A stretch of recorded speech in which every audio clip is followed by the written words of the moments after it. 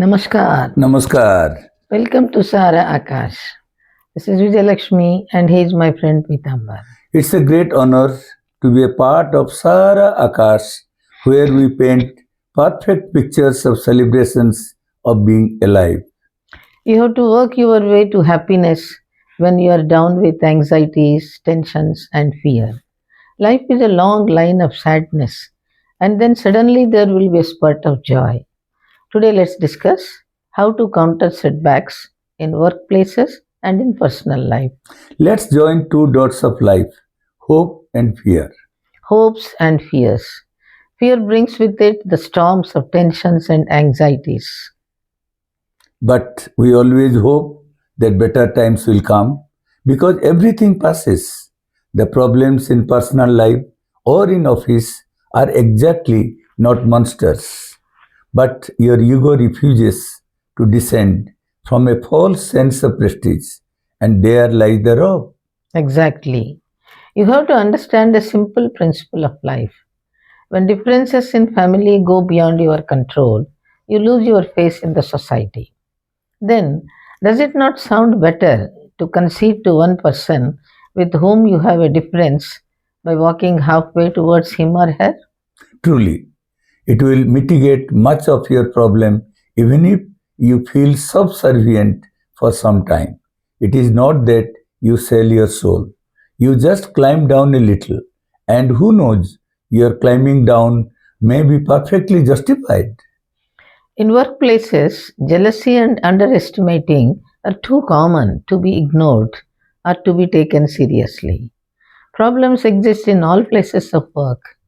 Change of place does not necessarily change your fortune. Tolerance and active resistance will stand you in good stead. Better times do come. For that, you must have your mission and vision very clear. Planning and hard work must follow.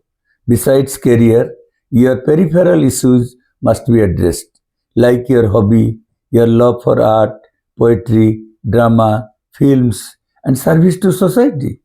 Your love and sacrifice for your family. And of course, your service to the motherland are all springboards for upliftment of your spirit and for a little shower of joy. And work, work, and work. That is the panacea for all miseries of life. Tensions do exist. They appear like a bolt from the blue. As an entrepreneur, you have dynamically tick marked several factors like land, labor, money, and connectivity. But you find shortage of water.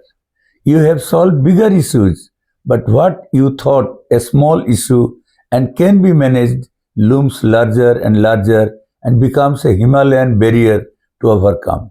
It threatens even a simple beginning. What do you do? You wait as you run from pillar to post for solutions. You have to wait, think and act. It happened with me too. I resigned from a job to join another. When I reached there, they asked me to wait because of some internal turmoil. So I waited.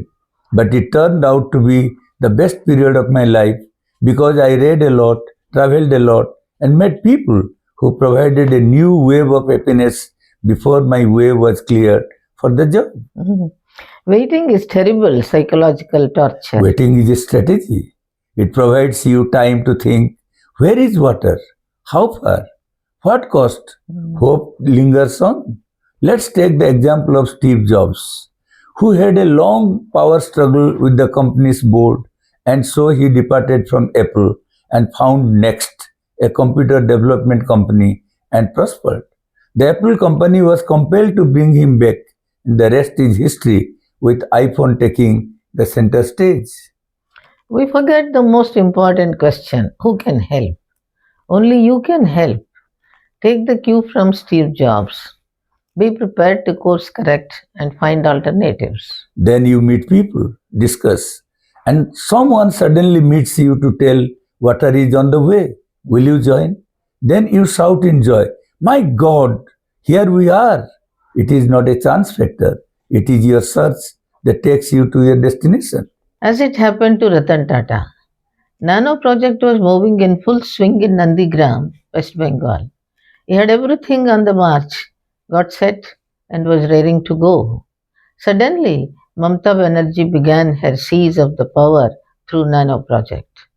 Ratan Tata thought the summer clouds had gathered. They would disappear. He waited and waited. But there was no sign of the change and the direction of the wind. Everything was literally lost. His dream of ushering in a new technology to the country was dashed. The cruelty and meanness of politics debased his morals and high hopes. He expected some intervention, political, divine, or the national interest. The power struggle destroyed every hope of resumption, recovery, or relocation.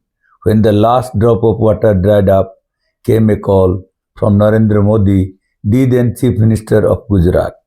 Overnight, the deal was done. Nano project got a new lease of life, hope, and joy.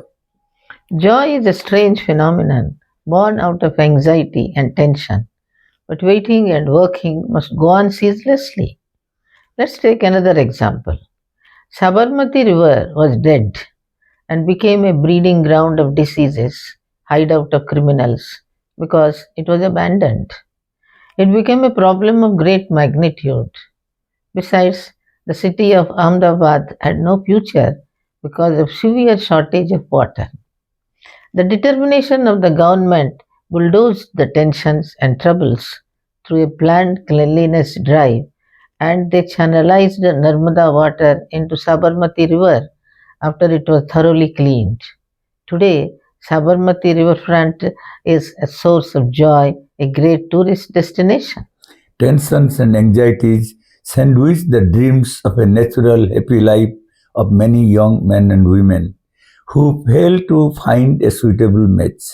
Of late, it has caused untold miseries as the parents think that it is easier for their sons and daughters to find suitable life partners on their own. It's really not easy, particularly for the boys. The girls who have risen to higher echelons of life have the freedom of choice. The number of boys at that level being more, the scarcity of girls creates the tensions and anxieties. What do they do? The obvious. Some accept it and some crumble under pressure. Instead, they should go back to the time tested cultures and traditions of meeting people on the festive occasions of marriage, of friends and relatives. There are numerous occasions and festivals. You should find some time. You will meet good cultured people. Life will look up. This ensures good knowledge and understanding of the people with help of friends and relatives. Matrimonial sites create more tensions than providing appropriate solutions. Tensions and anxieties are a natural corollary of life. Think critically to choose the right path. Differences in the family, with friends or relatives, are a huge source of tension. They should be sorted out through talks and meetings. The more you avoid, the more unhappy you become. True, family tensions become deeper and wider because we don't talk. We get up and go away for fear of escalation.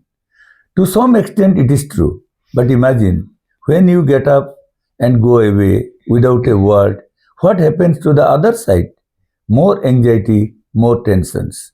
And if the other side takes the similar actions, what do you go through? You reach a breaking point. Whenever there is a difference of opinion, arguments, never leave the field.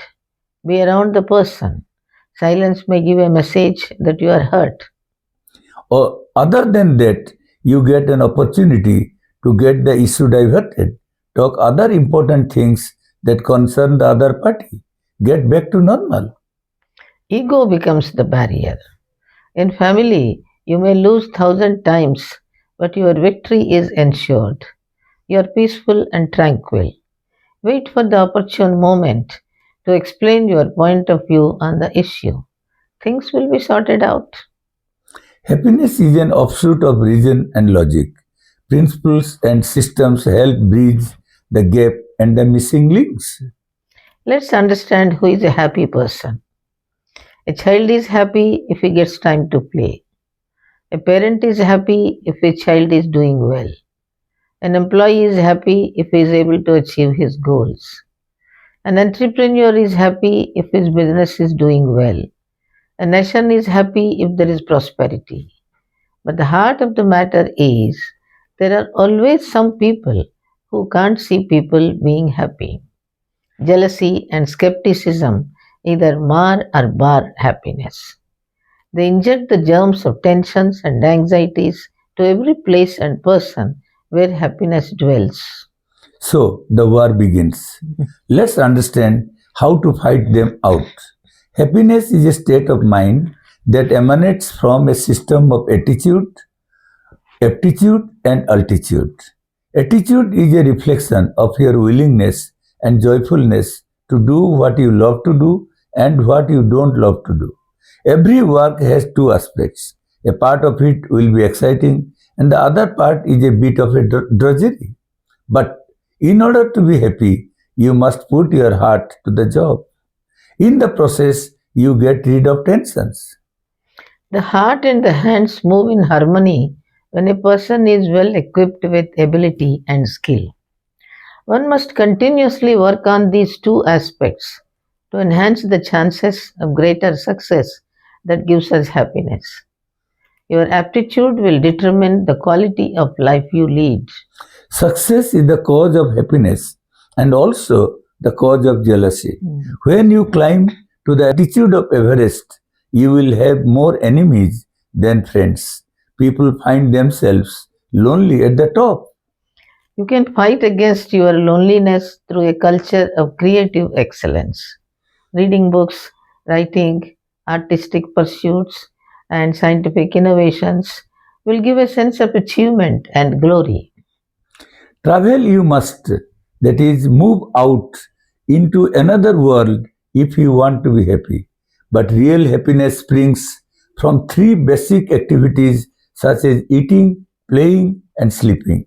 No compromise should be made with food, sleep, and a little time to have fun every day. This way, you build a system of happiness, joy, amusement, and pleasure.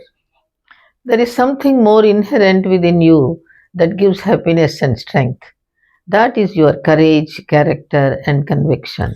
What you are makes a world of difference to your feelings and emotions that contribute profoundly to your confidence and cheerful disposition. Competition gives tension. Do compete, but with yourself. You will be happy. That's it for today. We'll meet again with another idea on Sahara Akash. Thank you for being with us. Please like, comment, share, and subscribe. Namaste. Namaste.